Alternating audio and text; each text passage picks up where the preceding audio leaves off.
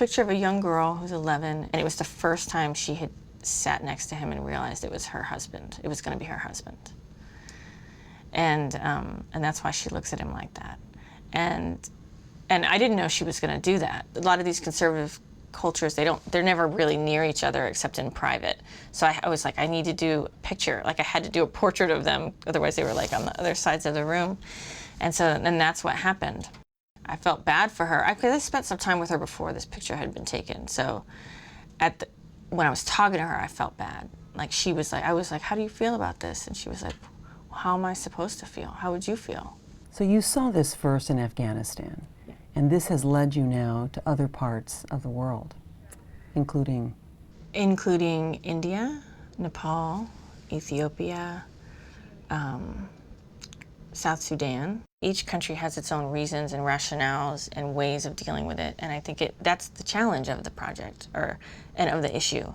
And that's what makes it hard to deal with, but not impossible. Is it like you have to have these specific programs that are reaching specific communities that are not the same.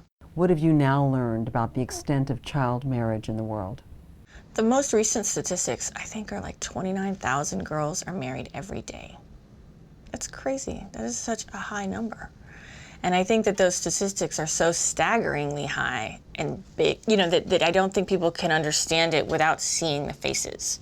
So that's why I feel even more so that we need to kind of continue to tell the stories. You sound like an activist as much as you are a photographer. Yeah, I've kind of unintentionally ended up in the advocate role, activist role. But, I mean, how could you not? I mean, there's certain things, I know as journalists we're very much supposed to keep a distance and stuff, but, the only difference between them and us is that we're not born into that situation. It's not an activism issue, it's a human issue.